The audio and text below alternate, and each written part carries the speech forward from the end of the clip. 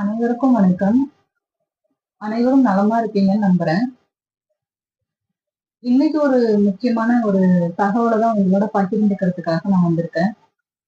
என்னன்னு பார்த்தீங்கன்னா, சில வருடங்களுக்கு முன்னாடி நான் ஒரு வீடியோ பதிவு குடுத்திருந்தேன்.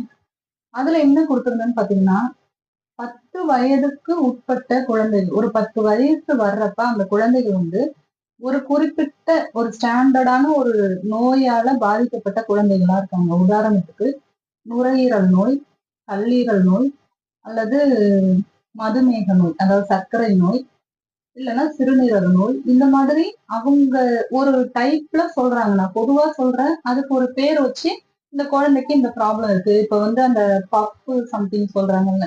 அது வந்து சில குழந்தைங்களோட வீட்ல அது ஸ்டாண்டர்டா வச்சுக்கிறாங்க.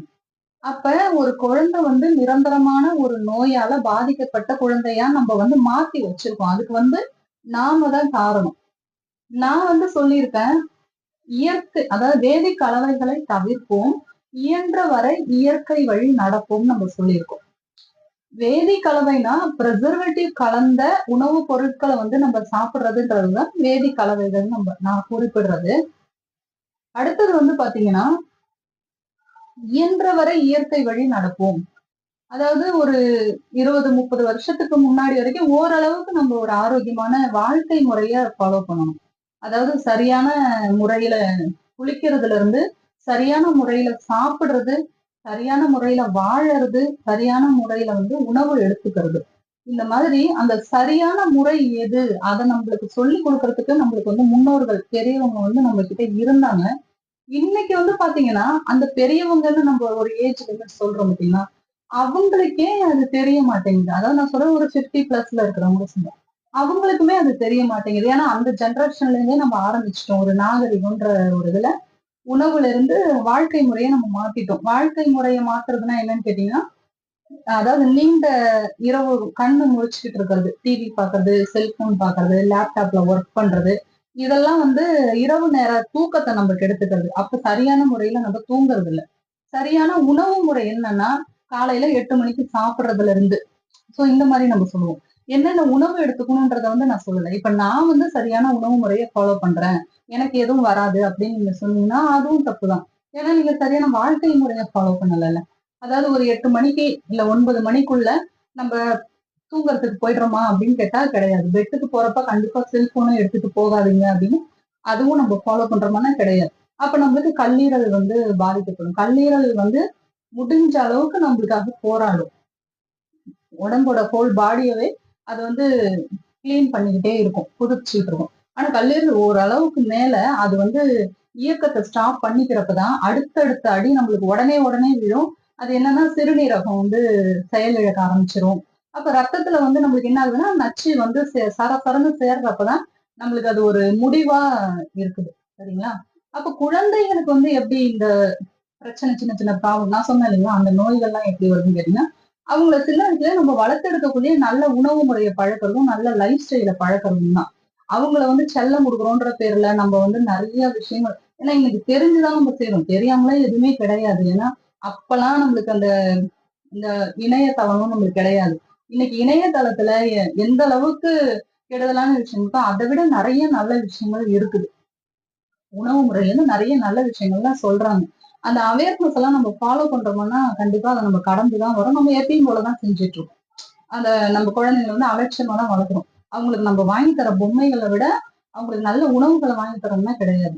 அடுத்தது வந்து பாத்தீங்கன்னா, பிரியாணி. பிரியாணி வந்து சாப்பிடுறது வந்து அவ்வளவும் கெடுதல். பிரியாணில வந்து பட்டை, கிராம்பு இதெல்லாம் நல்ல விஷயம் தானே. நல்ல விஷயம் தான். நீங்க உங்க வீட்ல சமைச்சு குடுக்குற வரைக்கும் எல்லா உணவுமே நல்ல உணவு தான். சரிங்களா? நீங்க வெளியில இருந்து வாங்கி குடுக்குறீங்கன்னா, கண்டிப்பா அது நல்ல உணவு கிடையாது. சரி ஏதோ ஒரு நாள், இப்ப நான் மருந்து குடுக்குற பேஷண்ட்க்கு நான் அதான் சொல்லுவேன். மாசத்துல 1 நாள் நீங்க வெளியில போறீங்க, ஏதோ ஒண்ணு சாப்பிடுறீங்க, ஓகே. அன்னைக்கு 1 நாள் போகுது. இப்ப அந்த காலத்துல என்ன உணவு முறை ஃபாலோ பண்ணி அதாவது சரியான உணவு முறை ஃபாலோ பண்ணவங்க கூட மாசத்துல 1 நாள் அவங்க குடல சுத்தம் பண்றதுக்கான வழிமுறைகள பின்பற்றுனாங்க. நம்ம கழிவு நீக்கம் அப்படின்ற ஒரு விஷயம்னா என்னன்னே தெரிய மாட்டுது. எண்ணெய் தேய்ச்சு குளிக்கிறதுனா என்ன? கழிவு நீக்கம் செய்யறதுனா என்ன? பெருங்குடல சுத்தி பண்றதுனா என்ன? நுரையீரல சுத்தி பண்ணிக்கிறதுனா என்ன? கைய விட்டு அந்த காலத்துலலாம் பிரஷ் பண்றப்ப வாமிட் பண்ணுவாங்க பெரியவங்க. நீங்க கவனிச்சிட்டீங்களான்னு தெரியல. கைய விட்டு எடுப்பாங்க. ஏன்னா அந்த பித்தம் சேர்ந்திருக்கும். அதை அவங்க கிளீன் பண்றாங்க. இப்ப ஒரு 70, 80ல இருக்கிறவங்களுக்கு, 80 இயர்ஸ்ல இருக்கிற 80 வயசுகள்ல இருக்கிறவங்களுக்கு கேட்டீங்கன்னா அவங்க அந்த விளக்கமா சொல்லுவாங்க. ஏன்னா அவங்களுக்கு அது தெரியும். அதுக்கு கீழே உள்ளவங்களுக்கு தெரியாது. சரிங்களா? அப்ப வந்து நம்ம எந்த அளவுக்கு உணவு எடுத்துக்கிறோமோ அதே அளவுக்கு உடல் கழிவுகளை வெளியேற்றத்துக்கான முறைகளை கண்டிப்பா பின்பற்றினா நம்ம உடம்புல நோய்கள் அண்டாது. நீங்க என்ன வேணாலும் சாப்பிடுங்க. அதே நேரம் அந்த கழிவுகளை வெளியேற்றத்துக்கான ஸ்டெப்ஸ் ஏன் எடுக்க மாட்டீங்க?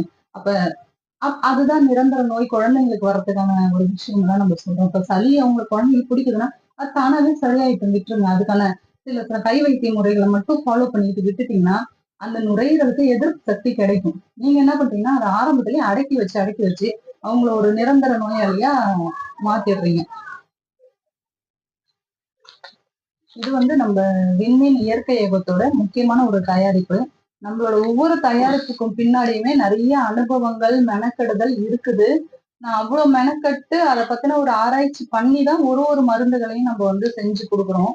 நம்மளோட மருந்துல வந்து ப்ரிசர்வேட்டிவ் கிடையாது, கெமிக்கல் கிடையாது. கைமுறைகளிலையும் அடுத்தது வந்து பாத்தீங்கன்னா விறகு அடுப்புலையும் நம்ம ரொம்ப கஷ்டப்பட்டு தான் ஒரு மருந்தையும் செய்யறோம். ஒரு மருந்து இந்த தரத்தோட இருக்குது அப்படின்றத வச்சுதான் உங்களுக்கு நம்ம வந்து கொடுத்துக்கிட்டு இருக்கோம். இதுல வந்து பாத்தீங்கன்னா இது வந்து உடல் உள்ளுறுப்புகளில் இருக்கிற கழிவுகளை சுத்திகரிக்கிற ஒரு முக்கியமான மருந்து. இது வந்து நம்ம கரும்பூட்டு காய சுத்தி சூரணம்னு நம்ம இதுக்கு பேர் வச்சிருக்கோம். ஏன்னா இது காயம்னா நம்மளோட உடலையே சுத்தி பண்ற ஒரு சூரணமா நம்ம இதை கொடுத்துட்டு இருக்கோம். இதை வந்து நீங்க ஒரு தேநீர் மாதிரி தயார் பண்ணி குடிச்சுக்கலாம். 1 ஸ்பூன் அளவுக்கு எடுத்து ஒரு 2 டம்ளர் தண்ணி ஊத்தி 1.5 டம்ளரா காய்ச்சி அதை 2 பேர் அளவுக்கு எடுத்துக்கலாம். சரிங்களா? நீங்க முதல் நாளே கூட இதை தண்ணி ஊத்தி லைட்டா சூடு பண்ணி அப்படியே மூடி வச்சுட்டு காலையில நீங்க லைட்டா கொதிக்க வச்சு வடிகட்டிக்கலாம். அந்த மாதிரி கூட நம்ம செஞ்சுக்கலாம்.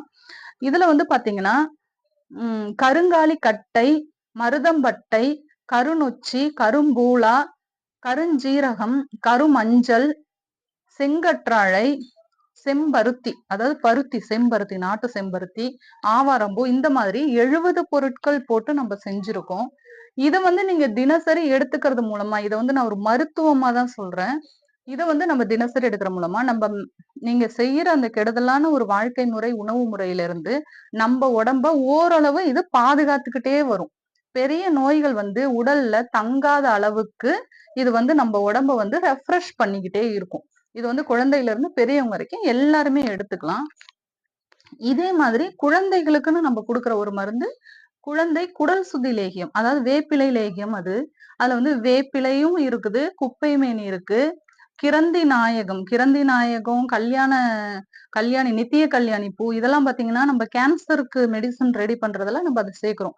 ஆனா நான் அதுவும் அந்த லேகியத்துல சேர்த்திருக்கேன். இது என்ன ஆகுதுன்னா குழந்தைகளுக்கு வந்து அந்த கீரி பூச்சி, வயிற்றுல இருக்கிற வாய்வு, பெருங்குடலை சுத்தம் பண்றது, சிறுகுடலை சுத்தம் பண்றது, ரத்தத்தை சுத்தம் பண்ணுது. இப்ப ஸ்கின் ப்ராப்ளம் இருக்கிறவங்களுக்கும் அந்த லேகியம் நம்ம கொடுக்கணும். சோ இந்த மாதிரி குழந்தை குடல் சுத்தி லேகியம் குழந்தைகளுக்கான உடல் கிளீன் பண்ணிக்கிட்டே இருக்கும். அதை நம்ம பெரியவங்களும் எடுத்துக்கலாம், பர்டிகுலரா குழந்தைங்களுக்கு.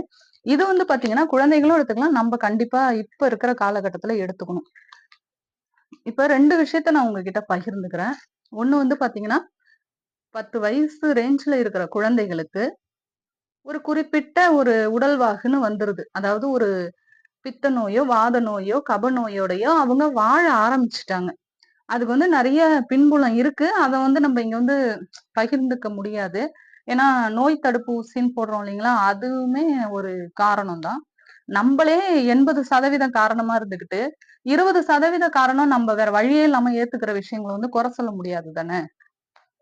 அடுத்தது வந்து பாத்தீங்கன்னா இப்ப இப்ப இருக்கிற ஒரு நம்மள மாதிரி ஒரு வயசுல இருக்கிறவங்களுக்கு, அதாவது எதை பத்தியும் ஒரு 5 விஷயத்த நம்ம ஃபாலோ பண்ணாம இருக்கிறவங்களுக்கு என்ன ஆகுதுன்னா 50 வயசு தான் ஆயுட்காலம்னு இப்ப புதுசா வேற சொல்லிக்கிட்டு இருக்காங்க. அது ஒருவேளை உண்மையா இருக்கலாம். ஏன்னா நம்ம வந்து ஃபுல் டே நம்ம வந்து ஒரு மன அழுத்தத்திலேயே இருக்கும். அது வந்து பணி சுமையில இருக்கும், மன அழுத்தத்துல இருக்கும். அடுத்தது வந்து கூல்ட்ரிங்க்ஸ் நம்ம வந்து நிறைய குடிக்கிறோம். அடுத்தது வந்து உணவு வந்து நேரங்கட்ட நேரத்துல, அதாவது குடல் வந்து எப்ப வேலை செய்யுமோ அப்ப நம்ம சாப்பிடுறது இல்ல. குடல் வந்து எப்ப உறங்குமோ அப்ப கரெக்டா நம்ம சாப்பிடுறோம். அதுவும் தப்பான ஒரு விஷயம். அடுத்தது ப்ரிசர்வேட்டிவ் உணவு வந்து அசால்ட்டா நம்ம சாப்பிடுறோம். சோ இந்த மாதிரி நம்ம வந்து இதெல்லாம் கொஞ்சம் நம்ம அடுத்து பிசிக்கல், அதாவது உடற்பயிற்சின்றது. இப்ப ஒரு ஒரு இல்லத்தரசி இருக்காங்கன்னா, அவங்க தினசரி இதத்தான் செய்வாங்க. நின்னுகிட்டே சமைப்பாங்க. உட்கார்ந்துகிட்டே டிவி பார்ப்பாங்க. அவ்வளவுதான். அதுக்கு மேல வேற அவங்க குனிஞ்சு, நிமிர்ந்து வேகமா நடக்கிறது, வேகமா ஒர்க் பண்றதுன்றது கிடையாது. சரிங்களா? அதே மாரி இப்ப ஐடில ஒர்க் பண்றவங்களும் அப்படித்தானே இருக்கீங்க. உட்கார்ந்து வேலை செய்றீங்க. இல்லன்னா நின்னுகிட்டே வேலை செய்றோம். அப்படிதான்.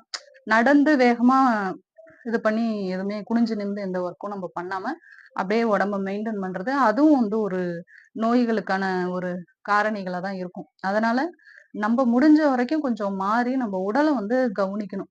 அதுக்காக போய் உடனே எக்ஸர்சைஸ் பண்ணுங்க, ஜிம்முக்கு போங்கன்னு நான் சொல்லல.